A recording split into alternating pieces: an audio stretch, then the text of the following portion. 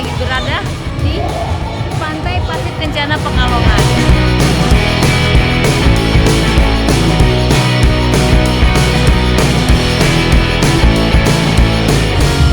Mbak, aku beli tiket untuk satu orang ya. Berapa? 20.000. Satu tiketnya per orang hanya 20.000. Sudah bisa menikmati aktivitas di pantai.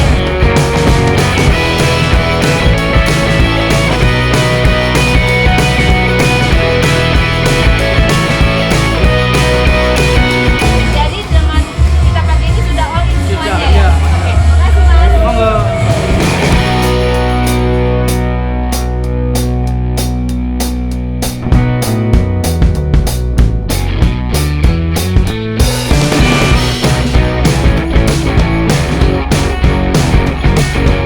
Sudah habis kita olahraga, tadi ke sana, sekarang kita sudah berada di Menara Pandang. Ada apa sih keunikan dan keseruan di Menara Pandang? Yuk kita naik ke atas.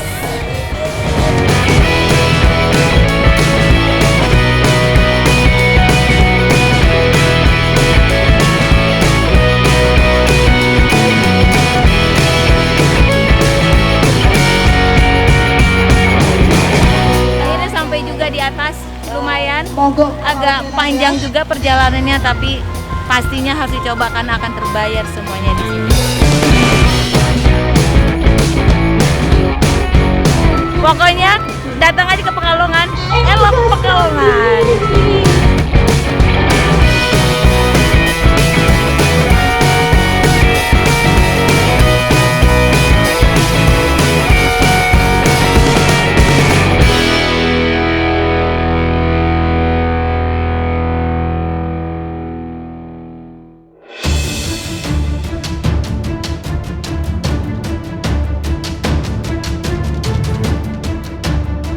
Selamat sore teman-teman, saat ini saya berada di Museum Batik di mana kota Pekalongan dikenal dengan kota batiknya. Dan sudah diakui UNESCO di tahun 2009, ternyata batik kita sudah mendunia ya teman-teman. Nah saat ini saya sudah berjanji temu dengan Pak Fauzian di mana nanti beliau akan menjelaskan sejarah perjalanannya batik dari awal penggambaran sampai jadi. Yuk kita ketemu Pak Fauzian.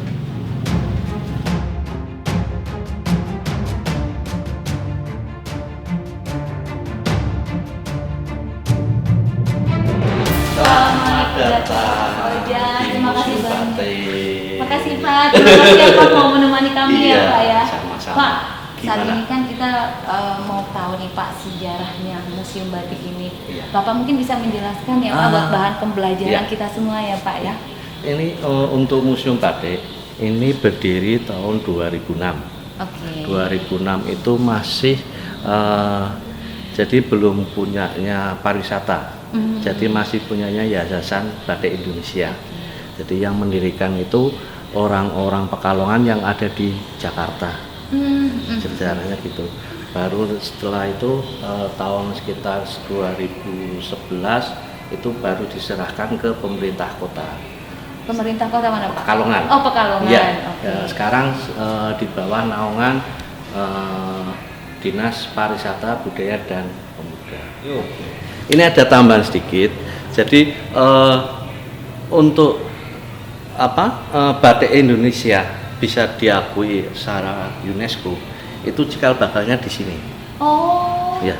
Jadi waktu dulu ada geger sama Malaysia itu. Oh iya betul. Nah, terus jadi pembatik-pembatik Pekalongan itu berinisiatif mengajukan klaimnya itu ke pemerintah pusat. Setelah itu, Pak, bisa menjelaskan kan Pak, nemenin kami ya Pak? Insya ya? Allah. Oke, ya, teman-teman kita pengen tahu juga sejarahnya Museum Batik. Alat-alat yang sederhana tapi menghasilkan karya-karya yang luar biasa. Iya, pada saat itu nih Pak ya, 27 Agustus tahun 1954. Iya. Saya dia belum lahir. Nah, kalau yang ini foto pembuatan canting cap. Canting cap. Iya, jadi dari Iya. tembaga kalau ini. Kenapa Pak harus dari tembaga sih Pak? Kalau dari tembaga itu untuk apa? Istilahnya itu untuk malam atau lilin. Itu kalau di tembaga panasnya itu istilahnya awet Oh, oke. gitu. Jadi dia melelehnya itu ya bagus lah kalau untuk pengecapan itu. Kalau yang ini pencelupan. Oh, prosesnya ya. Pewarnaan. Pewarnaan. Iya, kalau ini pewarnaan. Ini kita ke workshop, kita namakan kalau di sini workshop. Workshopnya ini untuk proses kita, jadi untuk setiap pengunjung itu bisa melakukan pembatikan di sini. Oh, berarti prosesnya di sini Ya, semua ya, Pak? ya. Oke. Canting cap, ini yang dari tembaga, ini dari tembaga murni. Oke. Nah, sekarang untuk inovasi sekarang itu pakainya bisa kayu, kayak gini kayu. Jadi nggak perlu pakai tembaga Iya, ya, Pak ya? iya. Kenapa Pak sekarang bisa kayu? Apakah karena faktor harganya atau pakai tembaga? Iya, termasuk faktor harga. Oh, Tapi kalau kelemahan dari kayu, dia nggak tahan lama. Oh, iya. Kalau ini sampai bertahun-tahun.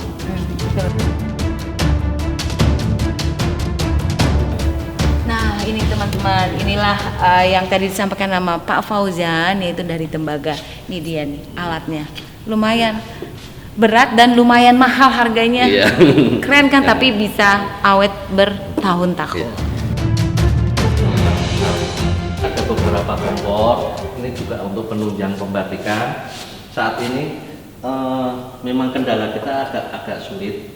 Kita terkendala ke minyak. Oh, Kompornya iya. jadi kita masih pakai minyak tanah. Jadi sebenarnya kalau minyak tanah itu lagi langka, pakai apa, Pak? Nah, itu yang kita masih belum.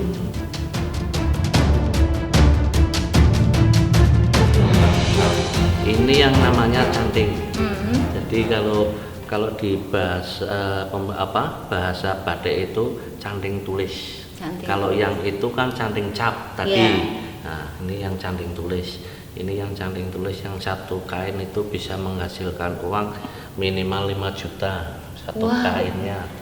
Itu yang biasa. Itu yang biasa. Jadi dengan pakai alat ini bisa, angkanya bisa mempengaruhi juga ya, Pak? Iya. Berapa Pak? 5 juta? 5 juta itu minimal. Yang maksimalnya, Pak? Ya bisa puluhan. Berapa juta? Istilahnya kalau batik tulis itu ya pertama dari orang suka dulu. Kalau orang suka sudah harganya biasanya berapapun mungkin dibayar. Nah, kalau sekarang kayak punyanya koleksinya Oi Sucun, terus punyanya Elisa van Sulen. Nah, itu kalau di kita itu namanya batik lawasan. Itu bisa minimal seharga Vario 1. Itu tapi dengan alat ini aja ya, Pak ya? Ini.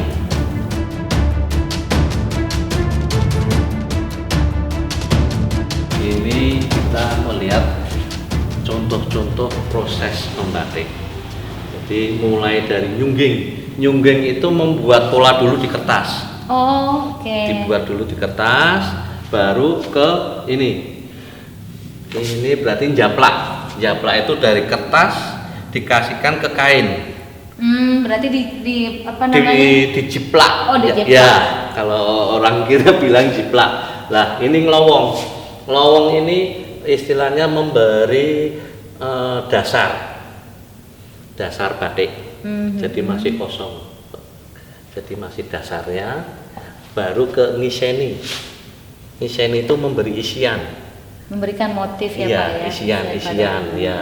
Dikasih isian itu kan macam-macam isian.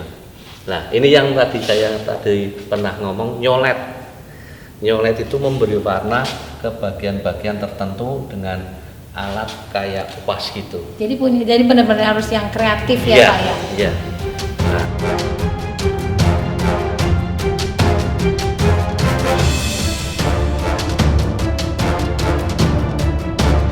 Batik itu mahal ya, Ya, Pak? itu. Prosesnya itu sangat panjang dari 1 sampai dengan 12 dan itu belum semuanya ya, Pak ya? Belum. Aduh, teman-teman, makanya batik itu sangat mahal sekali. Kenapa? Karena prosesnya panjang.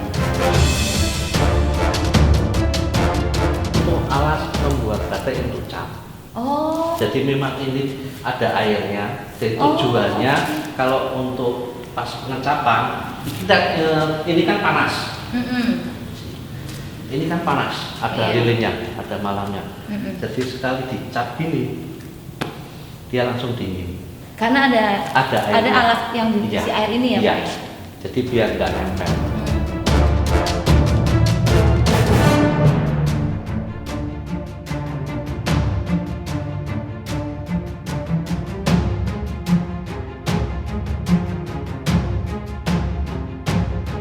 Saya dari Museum Batik, ya mungkin dengan perwakilan mas-mas mbak-mbak yang ke Museum Batik hari ini, ya minta supaya kalau bisa Bapak Sandiaga Uno mampir ke Museum Batik, lihat Museum Batik yang ada di Pekalongan. Saya tunggu kehadirannya. Terima kasih.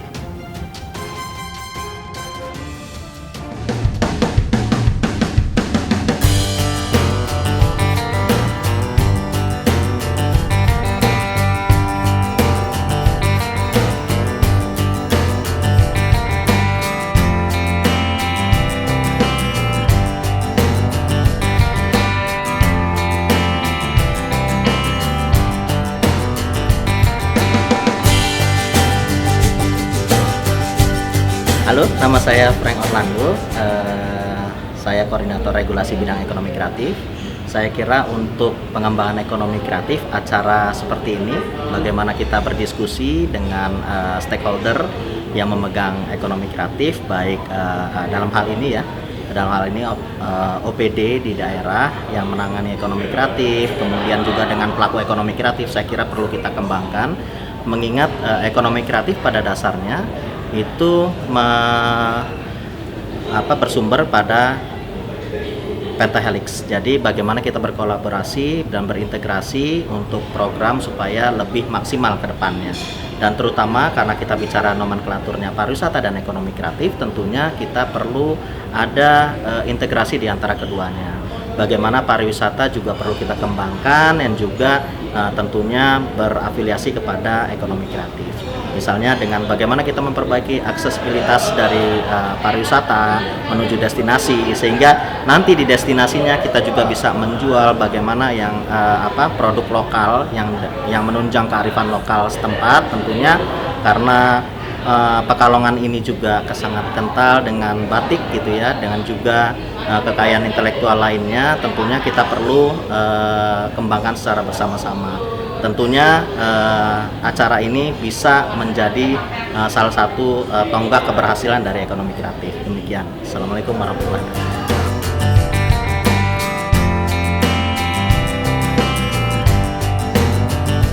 Assalamualaikum warahmatullahi wabarakatuh. Perkenalkan, saya Arif Wicaksono dari Ketua Pekalongan Creative City Forum, disingkat PCCF.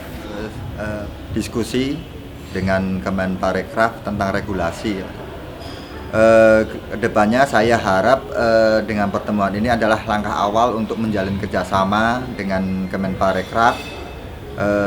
Tentunya di Pekalongan adalah craftnya yaitu batik ya. Kita berharap batik ini bisa menjadi global ya, dari Pekalongan membatik dunia istilahnya gitu. Mungkin perlu lebih intens untuk pertemuan ini, dengan harapan semoga Pekalongan benar-benar menjadi the world batik of city. Di sini sebenarnya Pekalongan udah dapat penghargaan seperti Guinness World Record tahun 2005. Kita juga menjadi inisiator sebagai batik sebagai warisan budaya tak benda dan tahun 2009, dan di tahun yang sama kita juga Museum Batik mendapat penghargaan Best Practices untuk pendidikan batik dunia, dan yang terakhir adalah untuk UNESCO lagi kita mendapat penghargaan di tahun 2014 sebagai Kota Kreatif Dunia.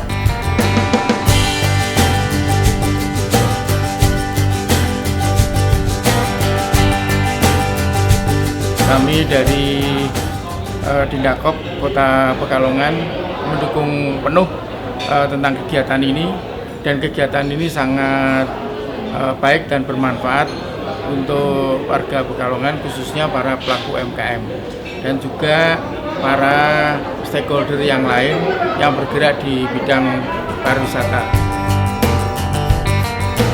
Assalamualaikum warahmatullahi wabarakatuh. Perkenalkan, saya dengan Santoni dari Kementerian Pariwisata, tepatnya ada di Deputi Kebijakan Strategis Direktorat Regulasi. Alhamdulillah pada kesempatan ini saya ada beberapa kegiatan di beberapa provinsi. Sekarang ini saya sedang ada di Pekalongan, di mana salah satu tusi dari Direktorat Regulasi ada sinkronisasi regulasi pusat dan daerah, di mana intinya dalam sinkronisasi ini mensinkronkan regulasi yang di pusat dan daerah, karena ada beberapa peraturan yang sekiranya harus sejalan dengan pemerintah pusat dalam hal ini terkait dengan bidang ekonomi kreatif. Saya lihat tadi dalam diskusi boleh dikatakan FGD ya, volume group discussion dari asosiasi itu banyak mempertanyakan, Pak, bagaimana cara pemasaran kami di bidang ekonomi kreatif yang sifatnya baru, terus bagaimana skema pembiayaan untuk menambah pembiayaan di dalam kami pengelolaan sentra batik itu sendiri. Kebetulan ada beberapa regulasi di tempat kami, ada namanya BANPER, bantuan pemerintah untuk para pelaku usaha ekonomi dan kreatif, dan kami juga bekerjasama dengan ada Kementerian Koperasi dan UMKM dalam hal ini terkait dengan pembinaannya seperti apa, karena tusi-tusi masing kementerian berbeda-beda, tapi tetap kami sinergi programnya yang intinya ingin memajukan sentra para pelaku ekonomi pariwisata dan ekonomi kreatif.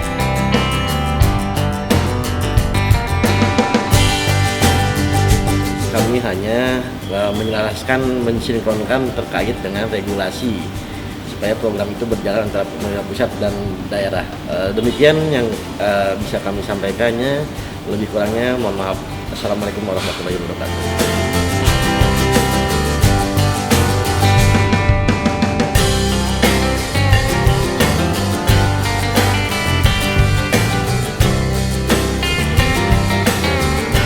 Selamat sore, ketemu lagi dengan saya lagi ada di Pasar Sentono, pusat grosir batik di Pekalongan.